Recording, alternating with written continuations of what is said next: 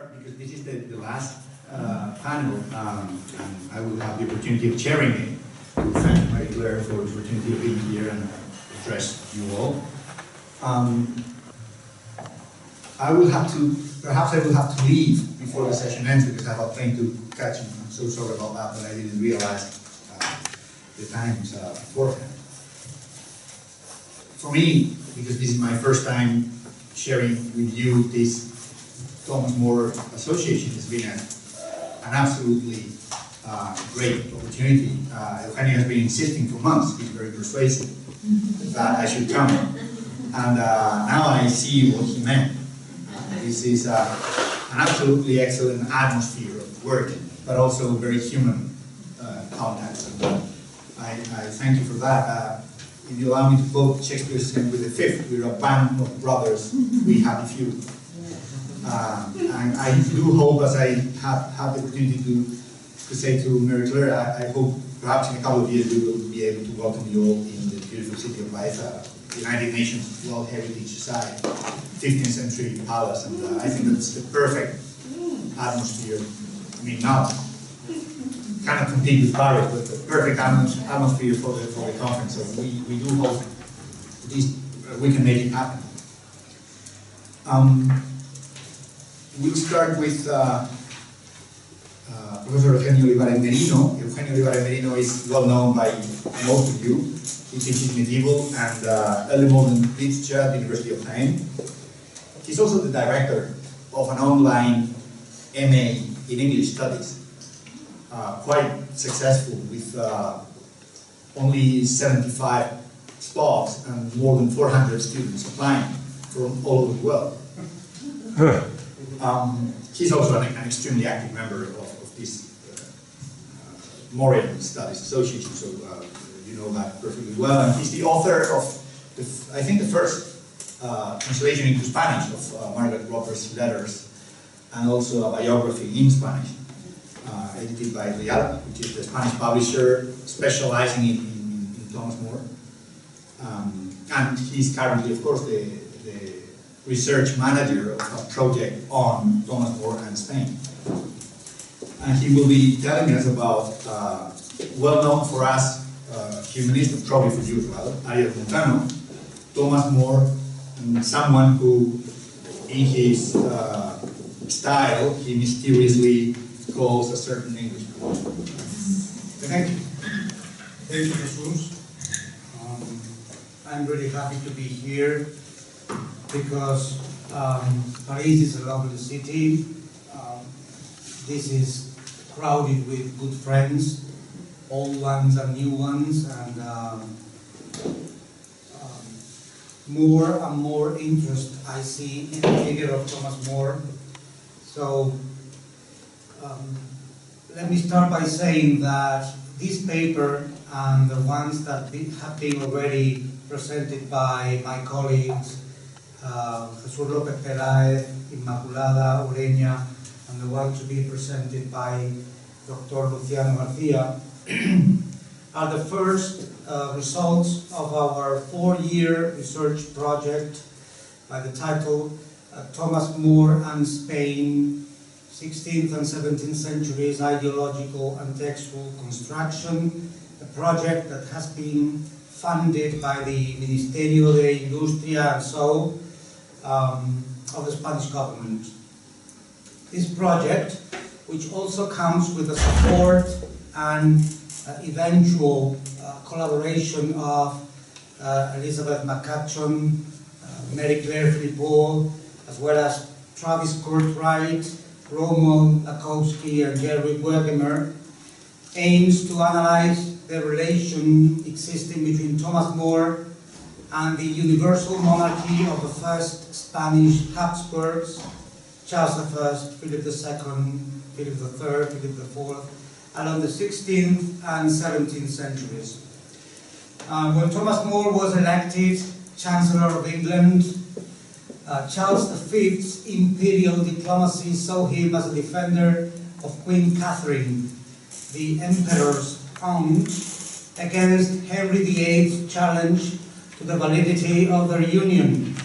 This is an issue that I dealt with 2 years ago in the same forum, but in a different, in the same city, yes. Dozens of English Catholics fled to the Low Countries, and a second wave came after Elizabeth I's coronation in 1558. From among the exiles, many joined the Society of Jesus and secretly returned to England, only to be martyrs of a mission in which the interests of Spain and religious zeal were often crisscrossed. The safety of the Catholic refugees in the continent was short-lived, as the Dutch revolt forced them to cross borders or to move with the success or failure of Philip II's tercios.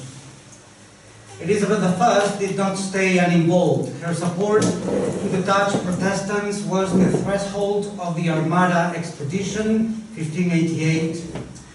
Philip III, on his part, tried to restore the Spanish rule in the Netherlands, but in the long term, he came to be involved in the 30 Years' War. After him, Philip IV finally accepted the independence of the 7 provinces when he signed the Peace of Westphalia, 1648. I believe that within the frame of Anglo-Spanish relations during the period, Thomas More, or his memory, or his representation, played a role that came to be highly relevant in the cultural and geopolitical evolution of both communities. For this purpose, our project will analyze a wide corpus of historical and literary texts in order to address the following long-term targets, 3 targets. In the first place, to clarify the image that Thomas More had both of the Spanish Empire and Spaniards. In More's works, and in his personal relations with Catherine of Aragon, Charles V, or Juan Luis Vives, the English humanist might be said to have different faces, both as a writer and as a public character. On the one hand, More admired Spanish culture, its military supremacy, and its staunch defense of Catholicism, both against Lutherans and Turks. At the same time, as an Englishman, he saw Spaniards as the other, both ethnically and culturally. The second target is to analyze the impact that More's thought and life had in Spain, particularly after his death in 1535, not only as author and scholar, but also as an icon of religious and political resistance to Protestant England. Quevedo's admiration for the honesty of the Englishman is well known, and so are Jerónimo de Medinilla's translation of Utopia, as addressed by Immaculada yesterday, or El Tomás Moro by humanist Fernando de Herrera. The third target is to deepen into the genesis of Thomas More's idealization, a process that did not take place only in England or in peninsular Spain, but particularly in the Netherlands, a territory under the crown of Spain until the Peace of Westphalia, as I said before. It was there that the English Catholics, many of which were More's relatives and friends, took shelter during the 1540s and the 1560s. There, Stapleton's biography of More was composed. Around the latter's figure, a Catholic identity in the exile and against the Tudors was built. And there it was a fruitful field of cultural exchange in between Spanish humanists going to the Netherlands and those English exiles that were also there.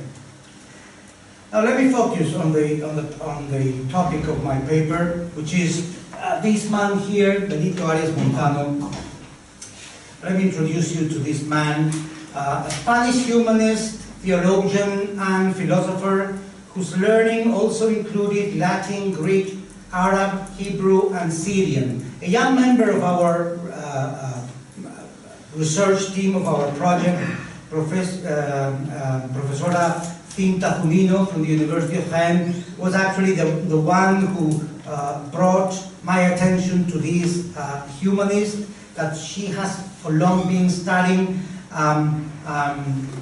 From there, I took it, and I'm going to amplify some specific points of connection in between Arias Montano and Thomas More himself. After being ordained priest, Montano, his reputation as theologian enabled him to participate at the Council of Trent. Back to Spain, King Philip II appointed him as his chaplain in 1566. Even when there are significant lacunae in his biography, the period of his life that is relevant for this study is fairly well known, and it is marked by his journey and stay at the Netherlands. From 1568 to 1572, in fact there was later a second stay, but I will focus on the first one. So from 1568 to 1572, commissioned by Philip II to carry out an impressive enterprise, a new edition of the so-called Polyglot Bible, which eventually came to be known as the Antwerp Bible or Biblia Regia. Arias Montano left Spain heading for the Low Countries on the 22nd of April 1568. In less than a week, he was in Galway. Due to a storm, he visited Irish monasteries, and his Irish tour ended in Dublin, where he set sail for Chester. Once there, he travelled to Dover, where he finally embarked, heading for Calais. In the 6 days he spent in England, he visited Oxford and London. In his letter to Spanish King Philip II, he writes, there is a great I'm going to translate, paraphrase this letter.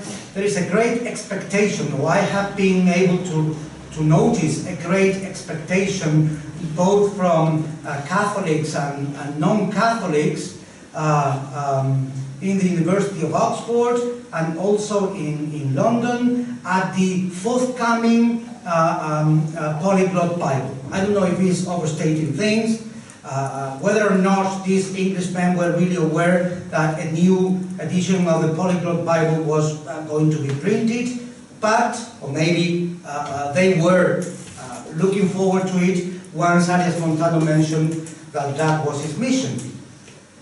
According to the letter, to this letter to the king, everybody was aware of the future printing of the new Bible, whose promoter was none else than the very king of Spain.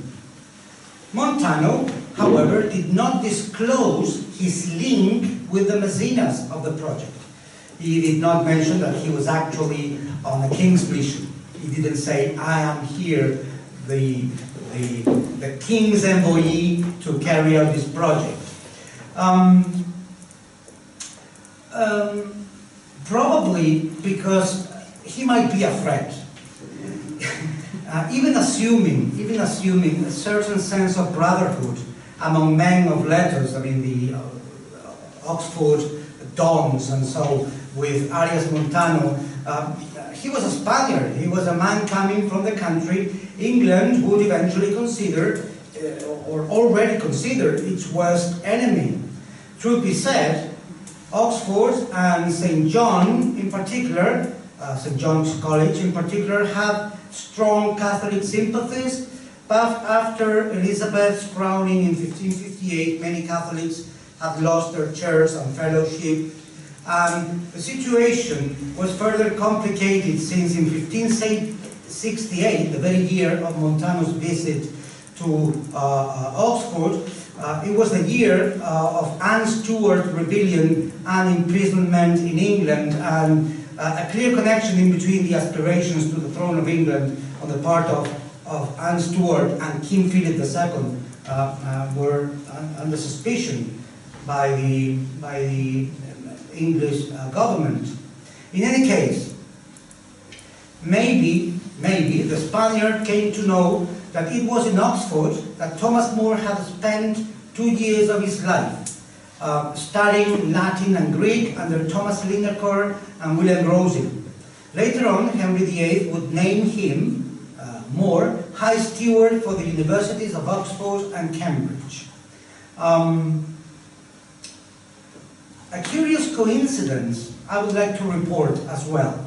Also in 1568, the very year of Arias Montano's really short visit to Oxford, a young fellow of St. John's College took the Holy Orders nominally as a deacon in the Anglican Church, and his name was Edmund Campion.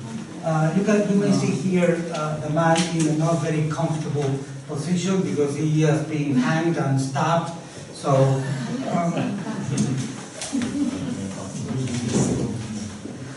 his meeting with Arias Montano, Campion's meeting with Arias Montano at Oxford is a fanciful, though yet theoretically possible conjecture. Campion, however, is not that certain Englishman in the title of my paper. All right, so Arias Montano arrived at Antwerp in May 1568, thus beginning the most brilliant period in his academic career. Christophe Plantin, I don't know how to pronounce his name. Plantin, thank you.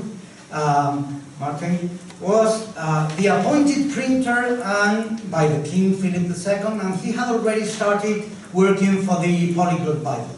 The Spaniard thus had been agreed would supervise the edition of this Bible, which came to be printed in 5 languages. That's the reason why the Polyglot Bible, the Bible in many languages. Arias Montano's work in the Low Countries was prolific, and he managed to publish several works of his own, apart from being working really hard in the Polyglot Bible.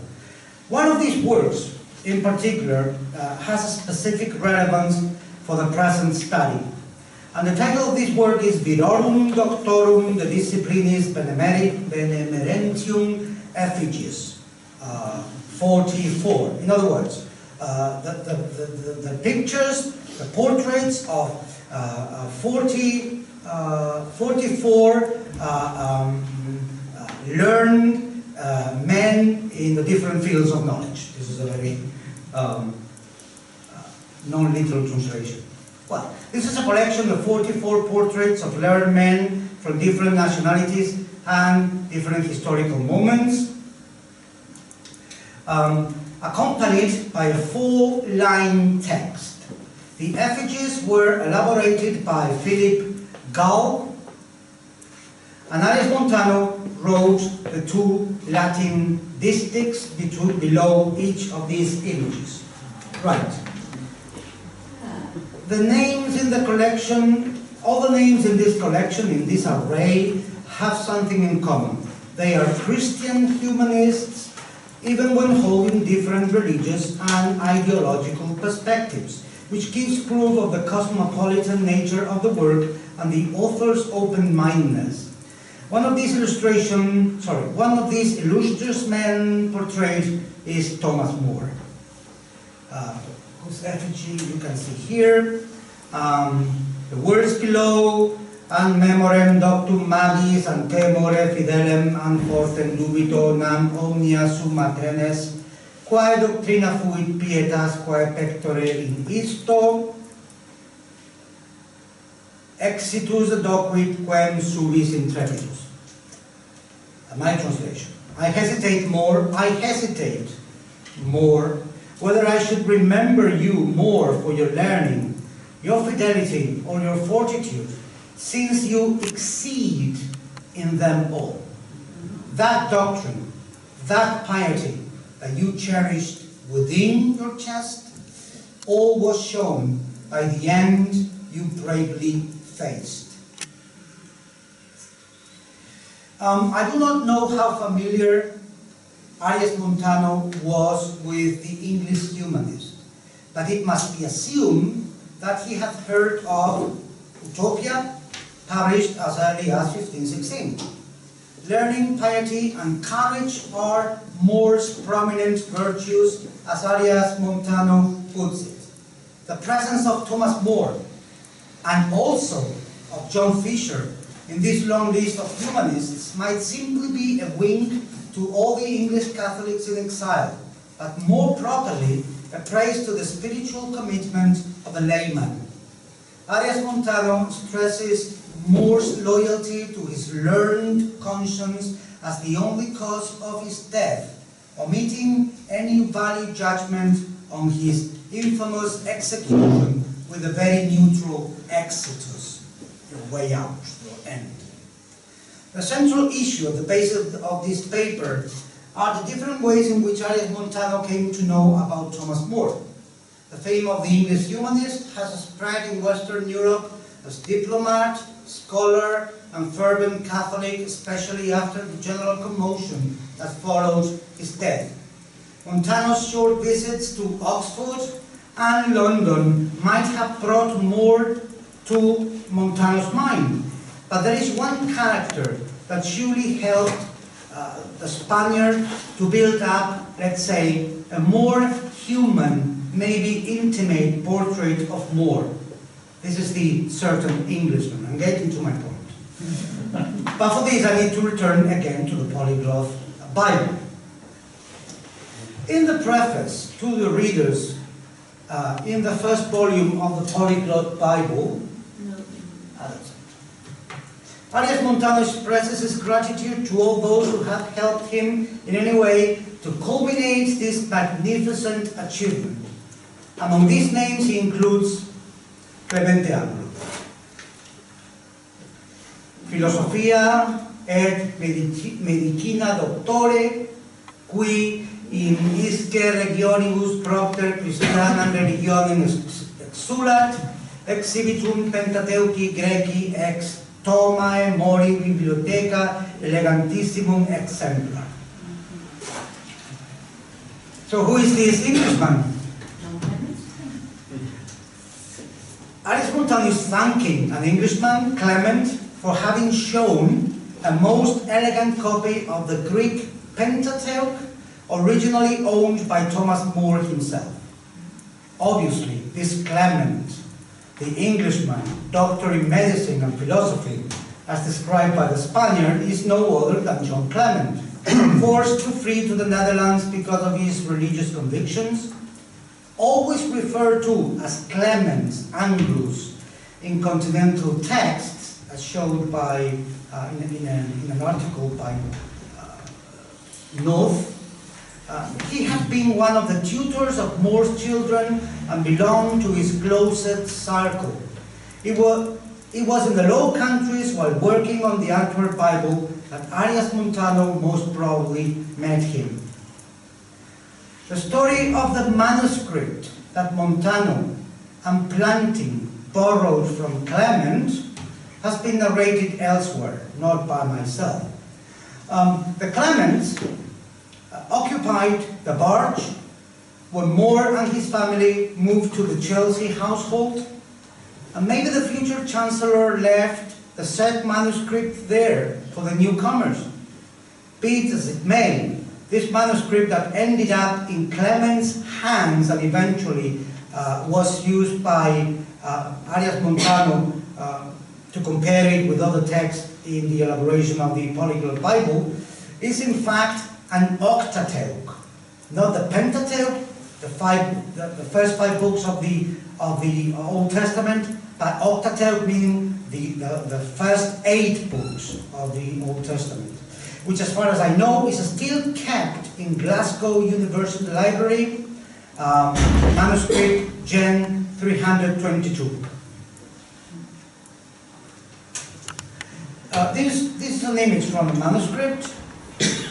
As you can see, something is written here. Yes. It says something like, well, not something like, it says, Johannes Clemens Medicus dedit Collegio Corporis Christi Oxoniensi, maybe, ut oret pro fidelibus defunctis Anno Domini 1563, October the 7th. So according to this handwritten note,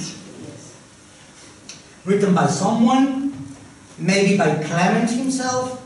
In 1563, Clement gave this manuscript, the Octateuch, to his own college at Oxford. Thus, Arias Montano would have had access to this document precisely when he visited the city. But Clement was not there anymore. Most critics assume, however, that even if it had been Clement's intention to send the manuscript to Oxford, this was never clearly fulfilled, and the manuscript probably never went as far as the university. Probably Clement took it with him to the Low Countries, and from there he might be thinking about sending it to Oxford, but then he came to meet this Spaniard who might be interested in the Gen 22.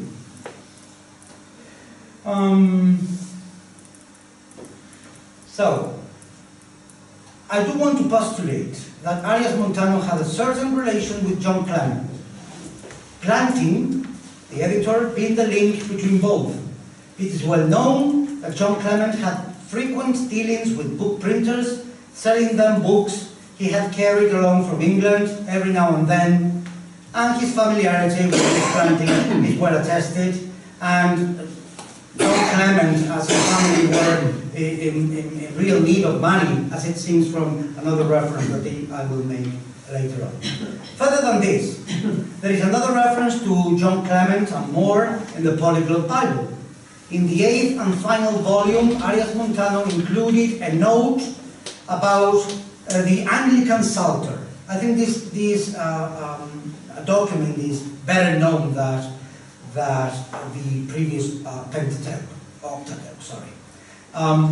This Psalteri Anglicani Exemplari Animadversio is a critical evaluation of a manuscript of the Psalter in Hebrew that the same John Clement had also provided, one which Arias Montano considered of not particular interest or relevance, thus opposing the opinion of the powerful Bishop Willem Lindanus, who considered this Anglican Psalter to be an extremely valuable piece.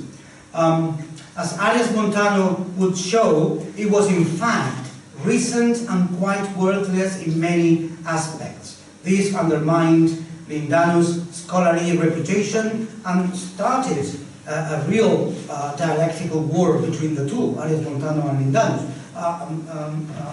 John Clement's opinion or response to the negative evaluation of these documents that he possessed has not come to us.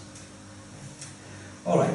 All in all, I do think it is not a mere coincidence that Montano's references to Thomas More are always together with those to John Clement, are paralleled precisely by the former's inclusion in the Spaniards' Virorum Doctorum. So we have two references to John Clement and to Thomas More in the Polyglot Bible, and also his portrait in the Virorum Doctorum, to which I have just made reference. Let me simply mention another context which might provide a bigger picture, a background for Montano's approach to Thomas More. Leaving aside the editorial or academic circles, as a priest, Arias Montano had received from the Duke of Alba, who was the highest political authority in the Low Countries under Philip II, he had received from the Duke of Alba the task of helping English Catholics in exile. Those English Catholics mostly living in Louvain and Douai. For this task, he was helped by an Englishman by the name of Frank Englefield. It is reasonable to assume that Montano would every now and then visit these cities where the English exiles had settled down. Clement himself had lived in Louvain, but too early to get acquainted there with the Spaniards. In any case, in a document preserved at the Archivo de Simancas, there is a list of those English exiles who were to receive this financial help from the Spanish monarchy, and the name of John Clement is explicitly mentioned.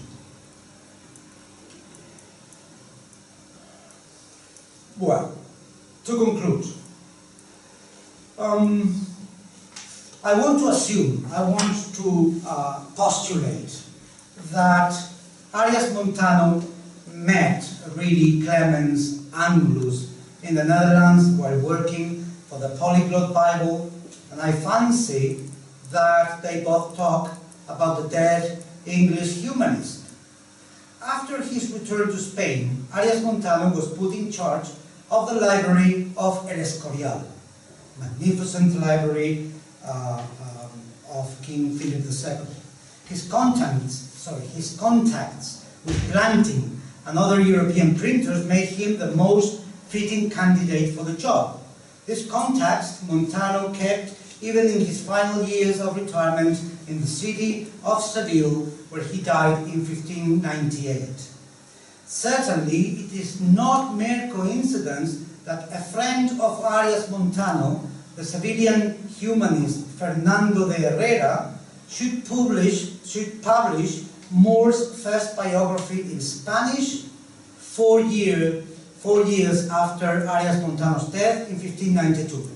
It has been argued, mainly by the Spanish scholars López de Estrada, that Herrera based his text, his biography of Moore, on Nicholas Sanders' De Origine ad Progressus Schismatis Anglicani, 1586, or Stapleton's Tres Tomaes, specifically the section devoted to Thomas More. And my point is that Arias Montano was instrumental in this, probably because he managed to get a copy for his friend, because he had so many contacts in the Low Countries, and actually we have a reference to a kind of invoice of Arias Montano in which there are several books that he had ordered from the Low Countries and to the bookshop, to the printing business of Planting. So I very much assume that the books that Fernando Herrera used for